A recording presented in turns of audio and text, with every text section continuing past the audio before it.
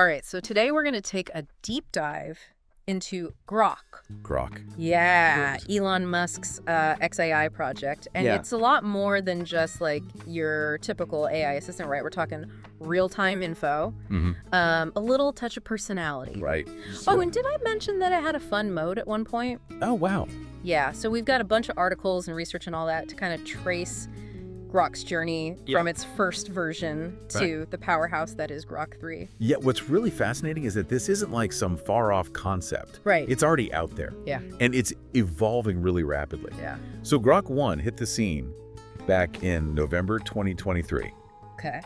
And it was actually initially released as an open source project. Open source? So anyone could just like look under the hood at that point? Yeah, pretty much. That's wild for something this advanced. And I know it was really interesting to see that they did that, but things changed a little bit with Grok 1.5. They shifted to a proprietary license, and they really just kept refining its reasoning abilities. Gotcha. And they actually even started working on visual processing. Really? With Grok 1.5V, although that version hasn't been officially released. Okay. But just imagine the possibilities there. Being able to analyze and understand images in real time. Yeah, that's getting into some serious sci-fi territory. Right, but hold on, because even before 1.5V could drop, Grok 2 came along. Whoa, okay. With a performance boost and get this image generation capabilities. What? I know. They just keep They also introduced thing themselves. Yeah, they also introduced mini versions for folks who need that speed and accessibility on maybe less powerful devices. Right. And then, boom, Grok 3 arrives on the scene, boasting 10 times. Oh my gosh. The computing power of its predecessors and something called Think Big Brain mode. 10 times? That's not even an upgrade. That's like strapping a rocket engine onto it. It is. Like, what kind of problems can Grok 3 solve with that kind of power that maybe like the earlier versions couldn't? Well, you can imagine tackling really complex scientific simulations. Oh, wow. Crunching massive data sets in a blink. Oh, okay. Or even designing intricate engineering solutions. Okay. Things that used to be, the exclusive domain of supercomputers. Right. Now you're getting a taste of what Grok 3 can handle. Okay. Now I'm really intrigued. Yeah. Now that we've gotten a sense of how this thing has evolved at warp speed, let's talk about what makes it so special. Okay. What are some of the features that make Grok stand out from the crowd? Well, one of the most impressive features is DeepSearch. DeepSearch. Yeah, it's like having a personal research assistant who can sift through mountains of data and pull out the most relevant and detailed answers to your questions. So it's not just giving you like a quick summary of pointing you to a bunch of links like a regular search engine would. Right. It's actually doing the deep dive for you. Exactly. Let's say you need a clear explanation of a complicated scientific theory. Okay. DeepSearch can analyze all the available research papers, the articles and data. Wow. And then synthesize that information into a comprehensive and understandable response just for you. Okay, so no more wading through pages of jargon. Exactly. Now that's what I call a research game changer. Yeah. And speaking of boosting brain power, you mentioned this Think Big Brain mode. Yeah. What's the deal with that? Think of it as activating Grok's advanced reasoning capabilities. Okay. So if you're wrestling with a tricky math problem, grappling with a complex scientific concept, or even trying to debug some stubborn code, this mode kicks Grok into overdrive. Well, it's like having a super-powered brainstorming partner to help you find solutions. Exactly. Okay, so they're actually competing against other AIs. Yeah, it's been pitted against other leading language models in the LMSYS chatbot arena. Okay. Which is kind of like the AI Olympics. So how does that work? It's like the AI equivalent of a chess tournament. Okay. Different language models are pitted against each other in a series of challenges. Gotcha. And their performance is measured and ranked based on their wins and losses. Okay. This helps developers understand how their models stack up against the competition. Right. And identify areas for improvement. So it's not just sitting in a lab somewhere, it's out there proving its chops in the AI arena. Exactly. That's pretty cool. But it's not all about the serious stuff, right? What about Grok's creative side? I heard it can generate images. It can. And it's not just slapping together some generic clip art. Okay. Grok has its own text-to-image model, Aurora. Oh, wow. Which allows it to create high-quality visuals based on your descriptions. Okay. We've got photorealistic images, abstract art logos. Really? Even mimicking the styles of famous painters. Wow. That's really impressive. I've played around with some of those AI art generators. Right. And the results can be pretty hit or miss. It sounds like Grok is in a different league.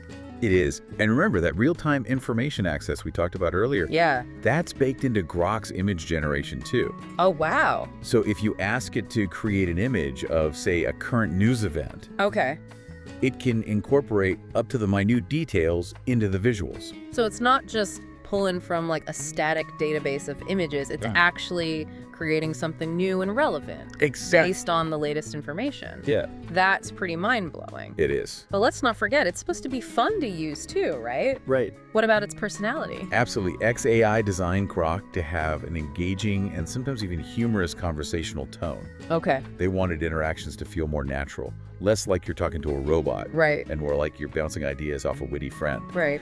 They even had a fun mode early on.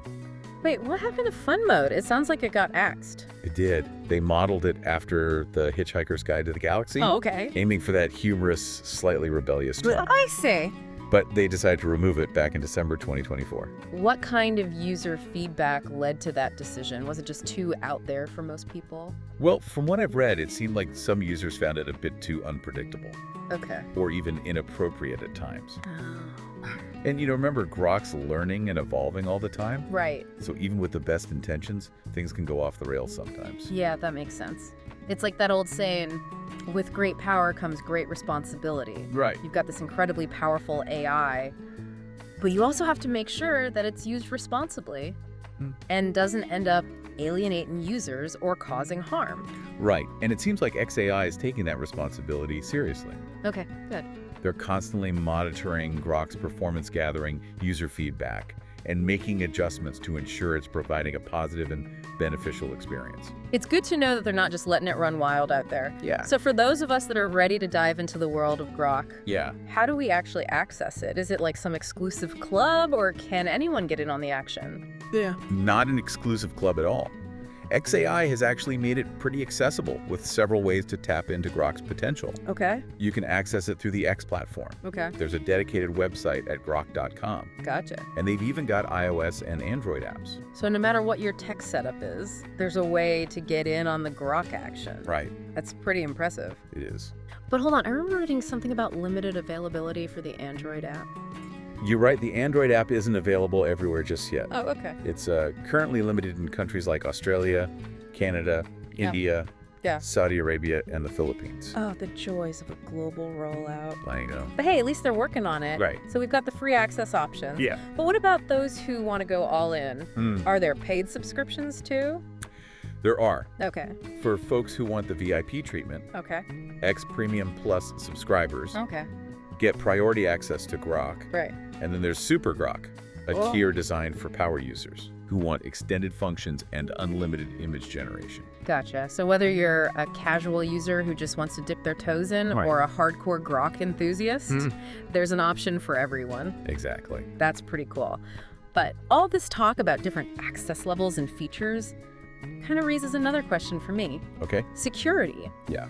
We're talking about an AI that can access real-time information, generate personalized responses, and even potentially control certain devices. All right. What is XAI doing to make sure that all that power is being used responsibly and that user data is protected? That's a really important point. And, with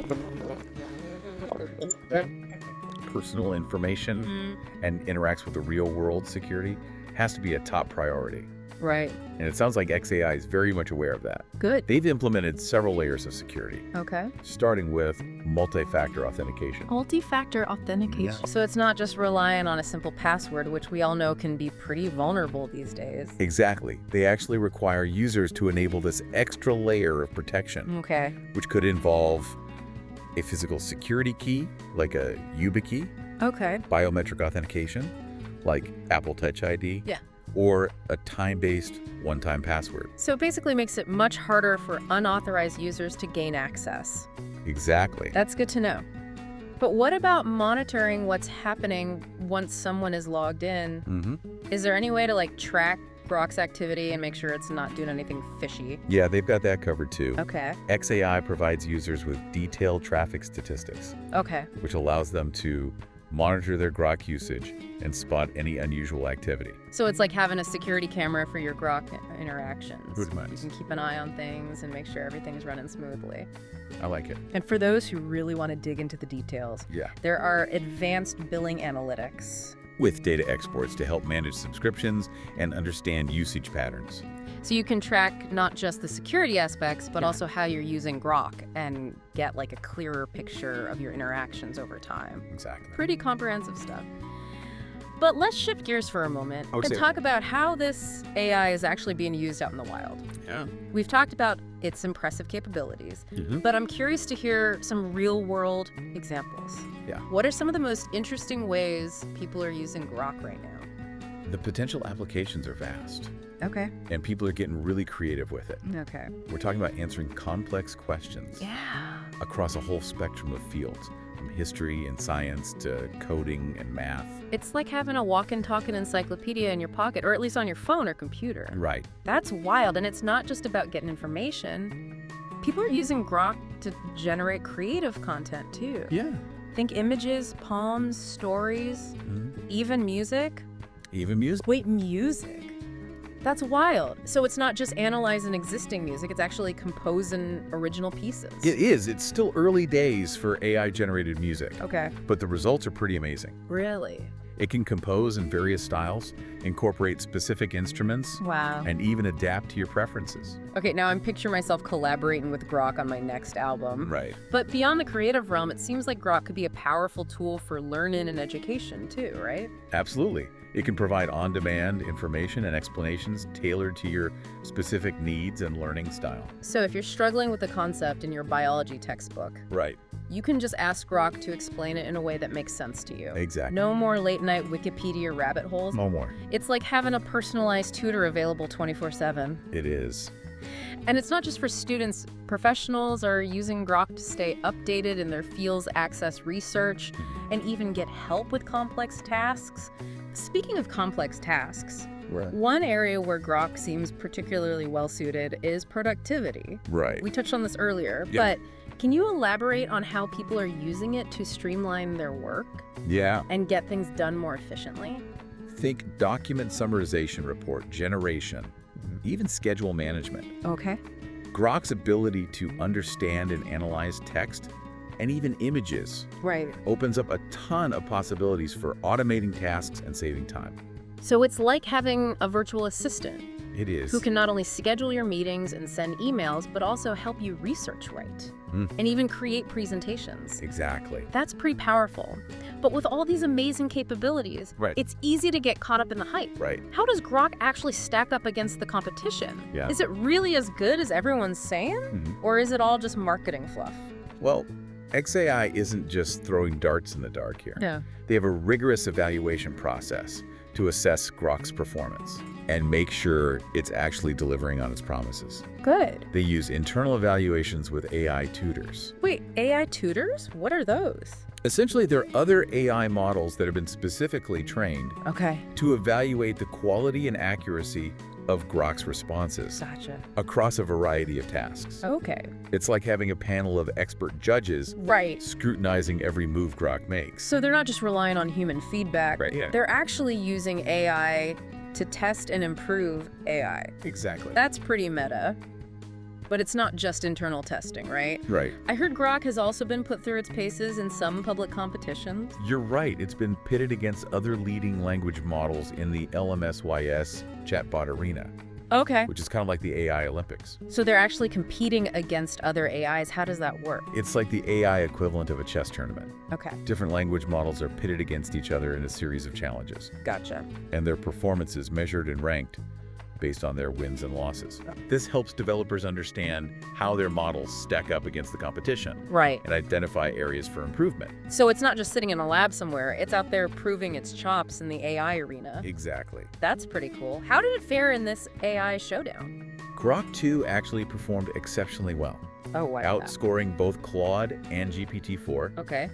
and achieving the highest overall ELO score on the leaderboard. Wow, that's a pretty big deal. It is. It sounds like Grok is a real contender in the AI space. It is. But there's one more development we need to talk about. Okay. Grok's grand entrance into the automotive world. Ah, yes.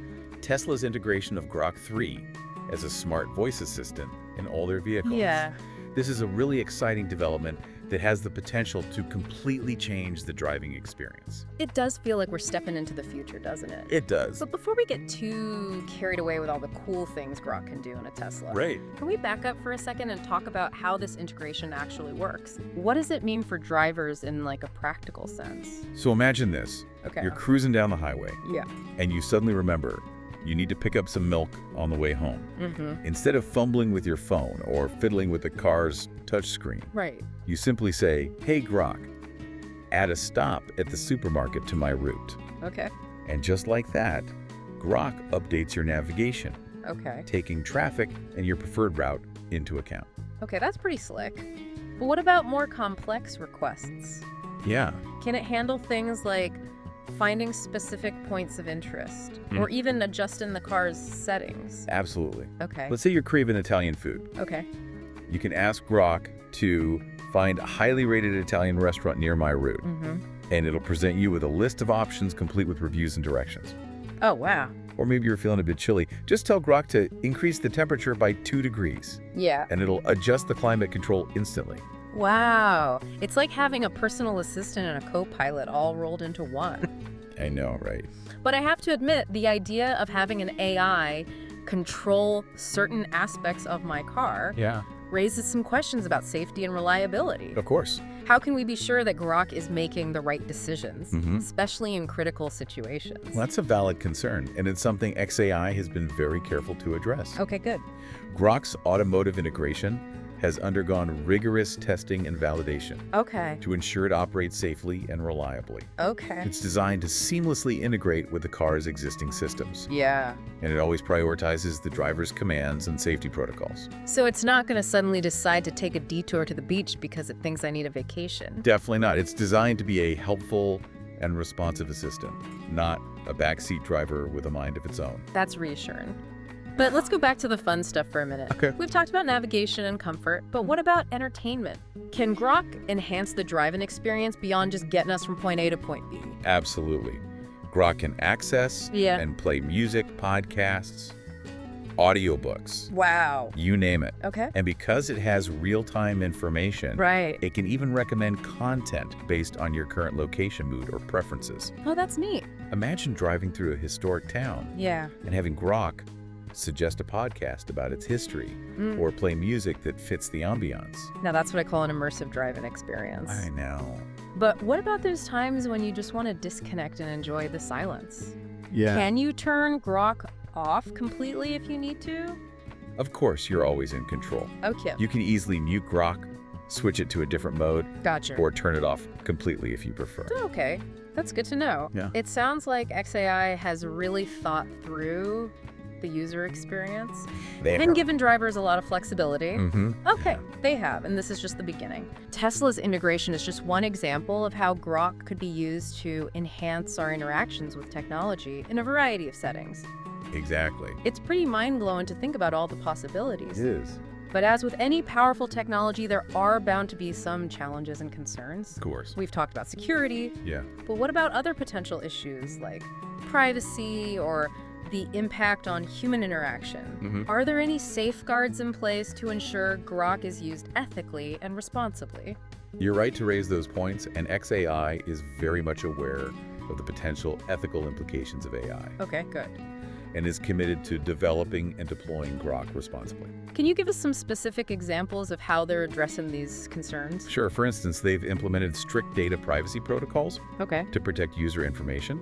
good. They're also actively working to mitigate biases in Grok's algorithms Okay, and ensure it provides fair and impartial responses. gotcha. And they're engaging with experts in ethics and AI to get feedback and guidance Okay. on how to develop and deploy Grok in a way that benefits society as a whole.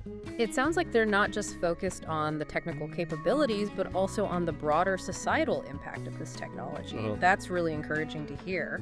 But let's be honest, even with the best intentions, there are bound to be some bumps in the road. Yeah. AI is still a relatively new field, and we're all learning as we go. That's true, and it's important to acknowledge that there are still many unknowns and potential challenges ahead. Right. But I think it's also important to approach this technological evolution with a sense of optimism. Yeah. And a willingness to engage in open and honest conversations about the future we want to create.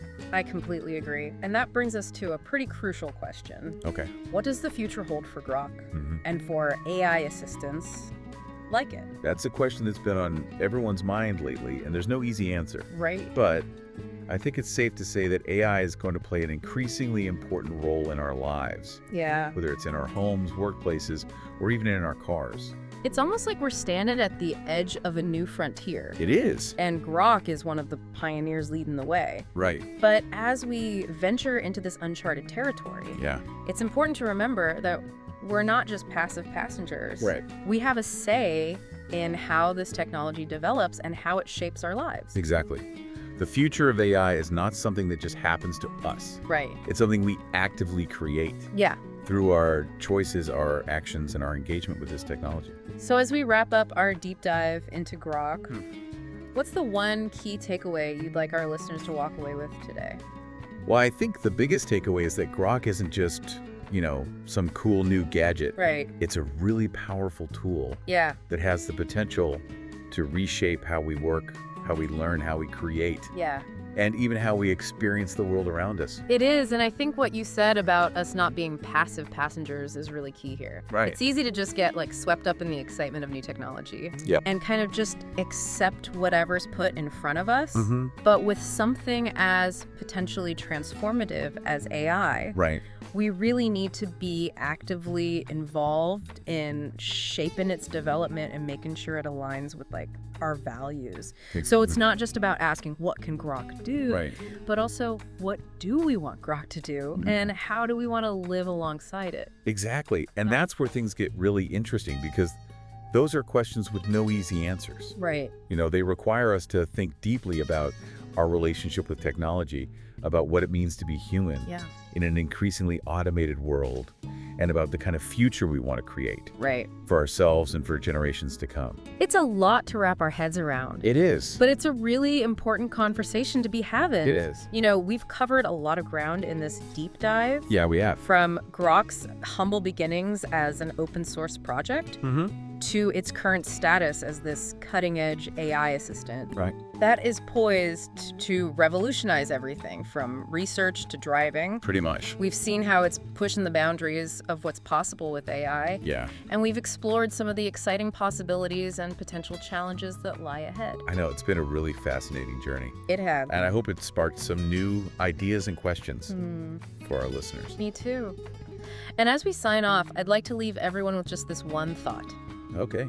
The future of AI isn't some predetermined path. It's a landscape we're all creating together. Yeah. Through the choices we make, the questions we ask, and the actions we take. Couldn't have said it better myself. So stay curious, stay engaged, and keep exploring the amazing world of AI. Definitely. Because it's only going to get more incredible from here.